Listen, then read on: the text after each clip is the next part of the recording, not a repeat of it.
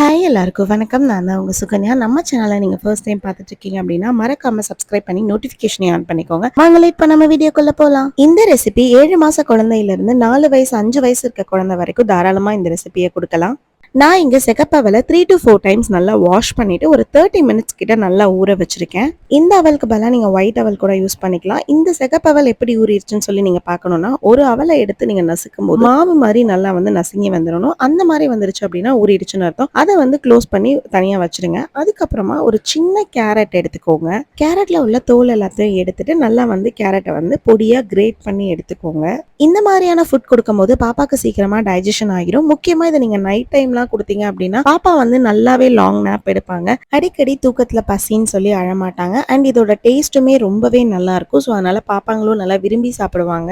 1.5 வயசுக்கு மேல இருக்க குழந்தைக்கெல்லாம் நீங்க இதை மிட் மார்னிங் இல்லைன்னா மிட் ஈவினிங் ஸ்நாக்கா கூட கொடுக்கலாம். இப்போ இந்த அவலையும் இந்த கேரட்டையும் நல்லா அரைச்சிக்க போறோம். எவ்வளோ ஃபைன் பேஸ்டா உங்களால அரைக்க முடியுமோ அவ்வளோ ஃபைன் பேஸ்டா மிக்சியில பிளெண்டர்ல இதை நீங்க அரைச்சி எடுத்துக்கோங்க. தண்ணி உங்களுக்கு அரைக்கும் போது தேவைப்பட்டுச்சுன்னா நீங்க அவல் ஊத்தி ஊற வச்சிங்க இல்லையா, ஸோ அந்த தண்ணியவே நீங்க ஊத்தி இந்த பியூரியை நம்ம ரெடி பண்ணிக்கலாம். இப்போ இதை ஸ்லோ ஃப்ளேம்ல ஒரு 5 to 6 மினிட்ஸ்க்கு குக் பண்ண போறோம். குக் பண்ணும்போது நல்லா கெட்டியாகிக்கிட்டே வரும். ஸோ அதனால உங்களுக்கு தேவையான அளவு நீங்க தண்ணி ஊத்தி இதை நீங்க குக் பண்ணிக்கலாம். இந்த வீடியோல ஏதாவது டவுட் இருந்ததுன்னா கண்டிப்பா கமெண்ட்ல கேளுங்க. அண்ட் உங்களோட குழந்தைக்கு டின்னருக்கு நீங்க என்னென்ன ஃபுட்லாம் கொடுப்பீங்க அப்படின்றத கண்டிப்பா கமெண்ட்ஸ்ல சொல்லுங்க. நானும் பார்த்து தெரிஞ்சுக்கிறேன். கேரட் ஒரு 5 to 6 மினிட்ஸ்ல நல்லாவே குக் ஆயிடும் யூஸ்வலாவே. ஸோ ஒரு 2 to 3 மினிட்ஸ் முடிஞ்ச உடனே அந்த பல்ஜ் எதுவுமே இல்லாத டைம்ல ஒரு ஸ்பூன் நட்ஸ் பவுடர் நம்ம ஆட் பண்ணிக்கலாம்.